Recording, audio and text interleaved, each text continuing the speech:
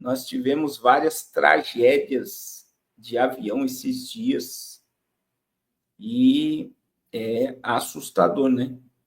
Hoje explodiu um avião na Coreia do Sul. O Canadá teve outro avião, né, que pousou sem o trem de pouso. E teve aí uns eventos de pessoas querendo abrir a saída de emergência com crise de pânico para sair de dentro do avião. Com o avião no ar, as pessoas tendo crise de pânico e abrindo a saída de emergência. Tem misericórdia, Jeová. Mas há muito tempo atrás, houve um relato, né, sobre essas, por exemplo, se um vulcão entra em erupção, vários entram em erupção. Se acontece uma tragédia como essa aí, de avião, parece que é uma sequência de catástrofes que começam a acontecer. Então, existe algo, né? Mas eu digo para vocês,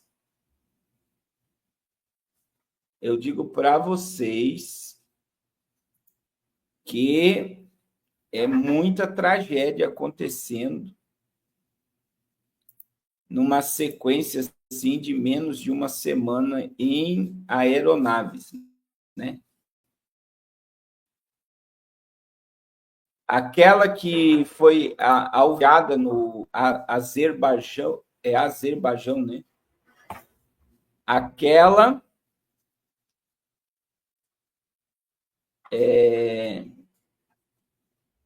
foi a Rússia que derrubou. Foi a Rússia que derrubou. E eles falaram, né, abertamente que foi eles que derrubaram e colocaram a culpa na Ucrânia. Aquela aeronave foi a Rússia, teve sobreviventes, mas teve baixas também. E aí eu digo para vocês, irmãos, e tem essa aqui da Coreia do Norte. Olha aí, o momento que a aeronave ela vai, né? Olha lá, ó. E diz que essa aqui, por incrível que pareça, ela bateu no muro e explodiu, né? Ela bate no muro e explode. Essa aí, segundo as informações que eu chequei, foi por causa de Coreia do Sul. Essa aí foi na Coreia do Sul. Foi por causa de um pássaro. E a torre avisou para o motorista, para o piloto não ir, e ele desobedeceu. Aí não sobra ninguém, né? Não tem como. Não tem como sobrar alguém aí, um sobrevivente numa tragédia dessa. É só misericórdia. E aí, nós temos aí um avião no Canadá, ó. Canadá, esse aqui, com 77 pessoas a bordo.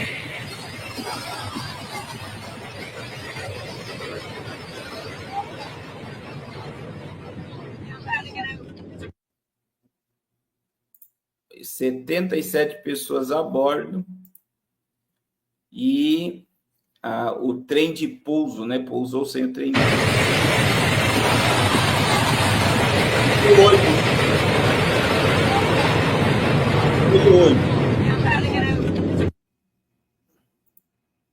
Isso aqui foi hoje. Imagine o susto dos passageiros. Imagine o susto.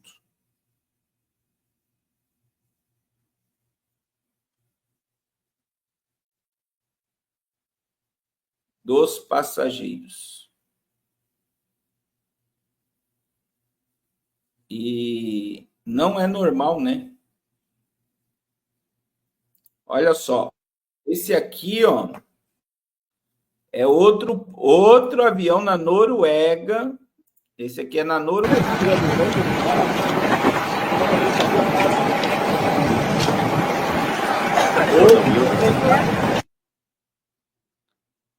Hoje também, tá?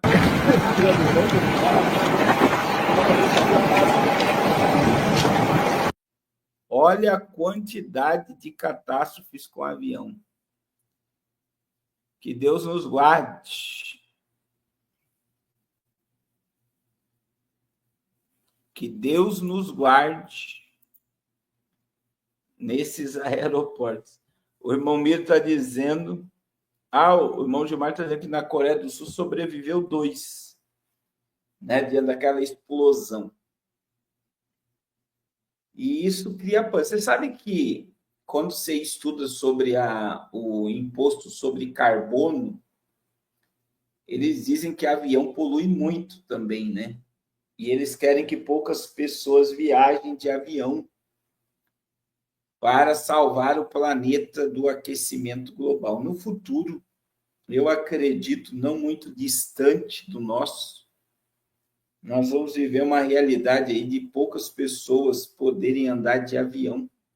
Só aquelas que tiverem crédito de carbono, quer dizer, aquelas que pagam para que não haja poluição. Então, essas terão direito de viajar de avião. E quem não paga e quem não tem crédito de carbono, de preservação de natureza, vai ser proibido de andar de avião, de comer carne de gado. Eles vão fazer um monte de coisas para que as pessoas acreditem que, por não estar andando de avião, estão salvando o planeta do pseudo-aquecimento global, né?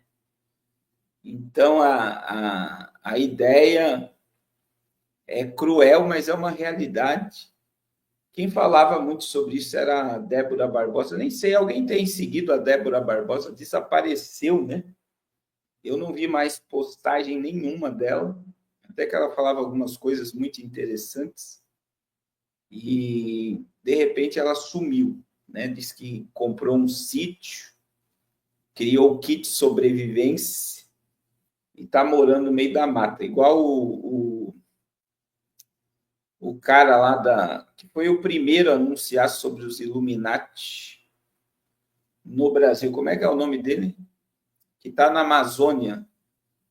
Mas esse ainda está fazendo vídeo, né? Porque ele criou uma comunidade na Amazônia, o Rubens.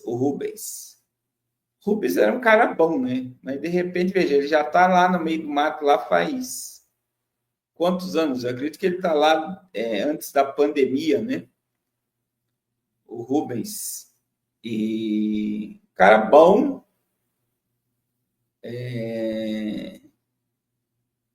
um camarada bom, um camarada abriu muita visão de muita gente, foi o primeiro aí chamado de teórico da conspiração, né? Mas abriu a visão de muita gente, mas de repente criou uma ideia que o melhor lugar de viver é no meio do mato, saiu da sociedade, está lá no meio do Amazonas, usando energia e internet.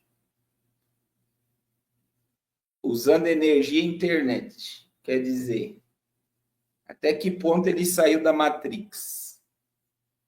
Hoje, realmente, irmãos,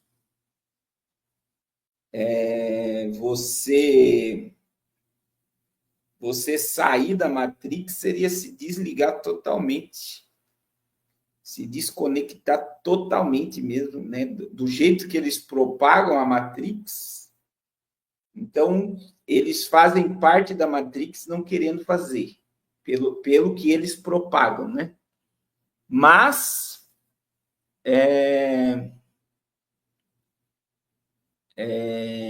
a gente sabe que tudo tem que ser filtrado, até o pastor Carlos tem que ser filtrado, irmãos. Você sabia? Eu mesmo faço uma autoanálise de mim, eu peço para as pessoas fazerem análise. Eu já mandei um monte de gente parar de me seguir por estar tendo crise de ansiedade. Eu falo para as pessoas, para de me seguir.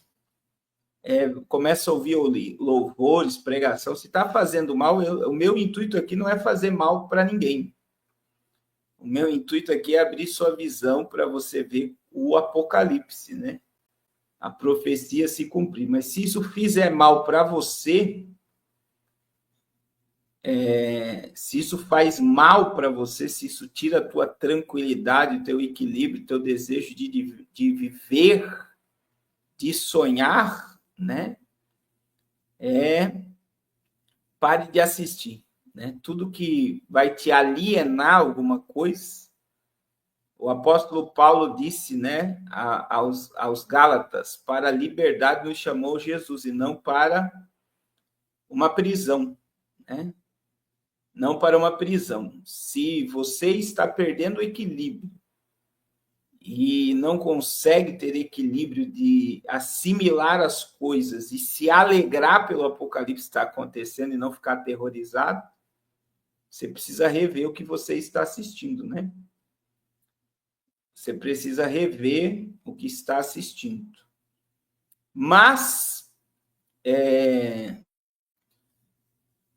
todos têm um papel, né? E eu não estou tirando mérito, né? A gente tira o ruim, a gente tem que ter uma peneira, eliminar o ruim e ficar com o que é bom. Existem informações preciosas que o Rubens passou, existem informações preciosas que a Débora passou, existem informações que fazem a diferença, né? Principalmente da fonte. E aí você vai pesquisar e você vai ver que realmente aquilo é um pouco pior. Então, todos temos um papel, e o papel é de abrir a visão. É de abrir a visão. Mas tudo que leva ao extremo, a gente tem que tomar cuidado, irmãos. Tudo tem que ter equilíbrio. É por isso que eu gosto da fala de Paulo e de Pedro. Pedro diz, já está próximo o fim de todas as coisas, ele diz, sede sóbrios. Sobriedade e equilíbrio. E o apóstolo Paulo, ele fala sobre moderação. São duas palavras que fazem toda a diferença. Primeiro, ser sóbrio. Ser equilibrado, ter um filtro e entender que Deus permanece no controle do universo, permanece no controle da minha vida, da minha família, do meu ministério, e Ele quer que eu manifeste a glória e o reino dele. Sobriedade. E uma das maneiras de eu manifestar a glória dele é sendo luz no meio das trevas, não é me escondendo das trevas, que não tem como se esconder mais. É eu ser luz no meio das trevas. Né? Sobriedade. Agora, uma pessoa moderada é tremendo, né? É uma pessoa que ela sabe não pender para o desequilíbrio. A sobriedade e a moderação, ela tem quase o mesmo significado. É você não ir por um extremo que vai te tirar totalmente o equilíbrio. Por exemplo, vamos ter equilíbrio. Aconteceu aí pelo menos 5 questões com aviões. Mas mesmo nós temos 5 acidentes aéreos, esse é um exemplo que eu estou dando. Mesmo tendo 5 acidentes aéreos aí em menos de uma semana, andar de avião, o avião é o veículo, é a locomoção mais segura do mundo. Vocês sabiam disso? Que o avião é o transporte mais seguro do mundo. Mais do que carro, do que trem, do que barco. É o avião. Então, acidentes acontecem. Então, o que eu preciso ter? Equilíbrio e entender que não é porque 5 aviões caíram na mesma semana que o meu vai cair. Que eu vou pegar amanhã. Em nome de Jesus, ele vai pousar em Curitiba, eu vou pegar meu carro e vou para minha casa. Então, o que eu quero que vocês entendam? Eu preciso ter equilíbrio, porque caiu 5 aviões, eu não vou mais voar. O Putin, vamos trazer para a nossa realidade. Vladimir Putin preparou o míssil Satan 2, agora não sai mais de casa, vou comprar pílula de iodo, porque vai ter radioatividade no ar. Quer dizer, só de ele preparar o míssil não quer dizer que o míssil vai ser disparado. Vocês estão entendendo o que eu estou falando? Então, assim, eu digo para vocês que é o equilíbrio. Então, tem pessoas que elas veem uma notícia e elas transferem toda a energia dela para aquela notícia e parece que aquilo é o fim do mundo. E aí passa os meses e os anos e ele vai vendo que aquela notícia ficou para trás, já vem outra notícia e tira todo o equilíbrio e a pessoa ela para de viver. E nós não podemos, eu tenho lutado para falar para vocês aqui, não parem de sonhar e de viver, irmãos. A nossa alma, né? A nossa sede das emoções, ela não pode estar aterrorizada e amedrontada. A nossa vida, a nossa alma, que é a sede da emoção, ela tem que estar cheia de vida e transbordando vida. E não angustiada. Então, a nossa esperança, como disse a irmã Coraci aqui, é Cristo. E a Bíblia diz algo muito forte, né? Cristo em vós esperança de glória, e não de tortura e de sofrimento. Então, vamos ter moderação. Então, são 5 catástrofes aí, menos de uma semana. Se você for meio psíquico, você não anda mais de avião. Então, a gente precisa entender, né? Que as coisas não estão normais mesmo. Não estão normais. Não irão voltar à normalidade. Não estão normais e não irão voltar à normalidade. Mas nós temos um Deus que permanece no controle de todas as coisas. E como eu louvo a Deus, irmãos. Eu louvo a Deus porque nós estamos vendo a profecia, analisando a profecia, e quando eu vejo a profecia e analiso a profecia, eu vejo que nós estamos na iminência do juízo de Deus sobre a terra, e nós estamos aí também na iminência do soar da trombeta.